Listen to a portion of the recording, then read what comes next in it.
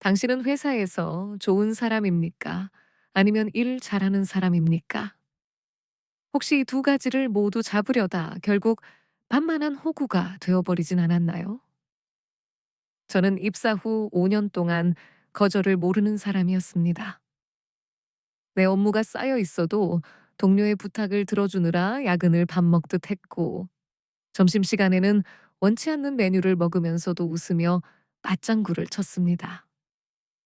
회식 자리에서는 항상 막내 역할을 자처하며 분위기를 띄우려 노력했죠. 사람들이 저를 착하다, 성격 좋다고 칭찬할 때마다 저는 그게 제 생존 전략이라고 믿었습니다. 하지만 그 믿음이 배신당하는 데는 그리 오랜 시간이 걸리지 않았습니다. 승진 누락, 그리고 번아웃. 착한 저에게 남은 건 골병 든 몸과 낮아진 자존감뿐이었습니다. 그래서 저는 결심했습니다. 더 이상 착한 사람이 되지 않기로요. 대신 철저히 나쁜 아싸, 즉 자발적 아웃사이더가 되기로 마음먹었습니다. 모두가 저를 손가락질할 거라는 두려움도 있었지만 더 이상 잃을 게 없다는 심정으로 시작한 이 변화. 과연 어떤 일이 벌어졌을까요?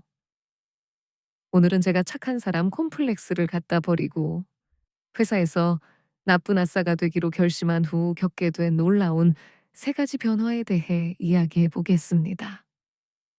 첫 번째 변화와는 역설적이게도 업무 성과의 비약적인 상승과 진짜 인정이었습니다. 착한 사람 콤플렉스를 가지고 있을 때 제 하루 업무 시간의 30%는 남의 일을 처리해 주거나 불필요한 스몰 토크에 낭비되고 있었습니다. 거절하면 상대방이 기분 나빠할까 봐 혹은 내가 무능해 보일까 봐 받아왔던 자잘한 부탁들이 제 집중력을 갉아먹고 있었던 거죠. 나쁜 아싸가 되기로 한 첫날부터 저는 제 업무와 직접적인 관련이 없는 부탁은 단호하게, 하지만 정중하게 거절했습니다. 죄송하지만 지금 제 업무가 급해서 도와드리기 어렵습니다. 처음 이 말을 뱉었을 때 심장이 터질 것 같았지만 상대방은 의외로 담담하게 알겠습니다 하고 돌아섰습니다. 점심시간에는 무리에 휩쓸리지 않고 혼자 밥을 먹거나 산책하며 휴식을 취했습니다. 그렇게 확보된 시간과 에너지를 온전히 제 핵심 업무에 쏟아 부었습니다. 야근이 사라지니 다음 날 컨디션이 좋아졌고 오전 업무 집중도가 폭발적으로 늘어났습니다. 결과는 숫자로 증명되었습니다.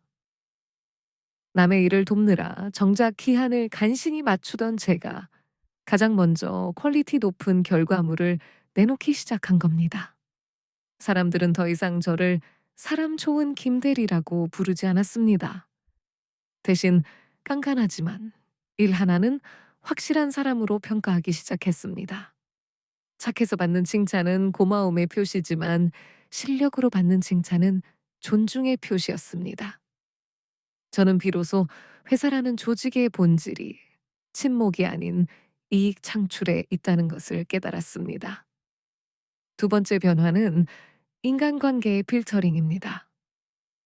많은 분들이 회사에서 아웃사이더가 되면 고립될 것을 두려워합니다. 저 또한 왕따가 되면 어쩌나 걱정했습니다. 하지만 제가 선을 긋기 시작하자 제 주변에는 아주 흥미로운 현상이 발생했습니다. 바로 테이커, 즉 받기만 하려는 사람들이 떨어져 나간 것입니다. 예전에 제 주변에는 감정 쓰레기통 취급을 하며 하소연을 늘어놓는 사람, 귀찮은 일을 떠넘기려는 사람들이 득실거렸습니다. 그들은 제가 거절을 시작하자 변했다, 이기적이다 라며 뒤에서 수군거렸습니다. 하지만 그뿐이었습니다. 저에게서 더 이상 이득을 취할 수 없다는 것을 알게 된 그들은 금세 다른 호구를 찾아 떠나갔습니다. 반면 정말로 이를 중요하게 생각하고 합리적인 사고를 하는 동료들은 오히려 저를 더 신뢰하기 시작했습니다. 제가 긋는 선이 상대를 무시하는 벽이 아니라 서로의 업무 영역을 존중하는 경계선임을 알아본 것이죠.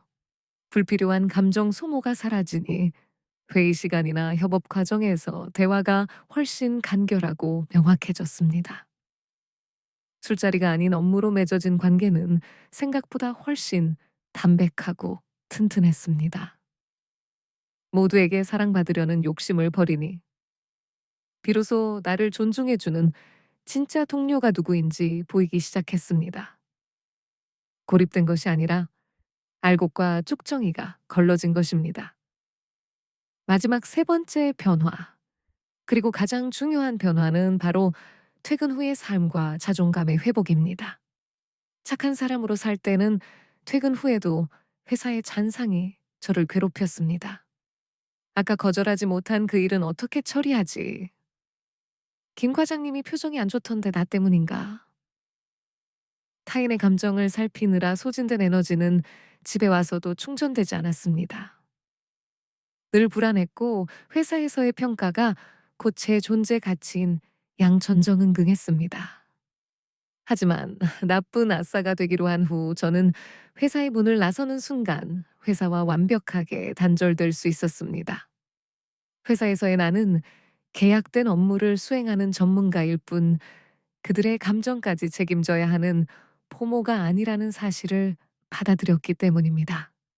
남들이 뭐라 하든 내 할 몫을 다 했다는 떳떳함이 생기니 남의 눈치를 볼 시간에 나를 돌볼 수 있게 되었습니다. 퇴근 후 운동을 등록하고 읽고 싶었던 책을 읽고 오롯이 내게 집중하는 시간이 늘어났습니다. 주말이 되어도 월요일을 두려워하지 않게 되었습니다. 회사에서 받는 스트레스가 제 삶을 집어삼키지 못하도록 방어막을 친 기분이었습니다. 제가 저 자신을 지키기 시작하자 역설적으로 회사 생활도 더 즐거워졌습니다. 내가 나를 함부로 대하지 않으니 남들도 나를 함부로 대하지 못한다는 단순한 진리를 몸소 체험한 것입니다. 여러분, 우리는 종종 착하다는 말에 갇혀 살아갑니다. 어릴 때부터 착한 아이가 되어야 사랑받는다고 배웠기 때문일 겁니다. 하지만 냉정한 이익 집단인 회사에서 무조건적인 착함은 미덕이 아니라 약점이 되기도 합니다. 제가 말하는 나쁜 아싸는 예의 없이 굴거나 협업을 거부하는 독불장군이 되라는 뜻이 아닙니다. 나의 한계를 명확히 하고 불필요한 감정 노동을 거부하며 내 시간과 에너지의 주인이 나임을 선언하는 것입니다. 타인의 기대에 부응하기 위해 나를 갉아먹는 짓을 멈추는 것, 그것이 바로 건강한 나쁜 아싸의 본질입니다. 지금 회사 생활이 괴로우신가요? 혹시 모두에게 좋은 사람이 되려고 애쓰고 계신 건 아닌가요? 그렇다면 오늘부터 딱 한 번만 눈 딱 감고 나쁜 사람이 되어 보시길 권합니다. 거절하고 선을 긋고 거리를 두세요.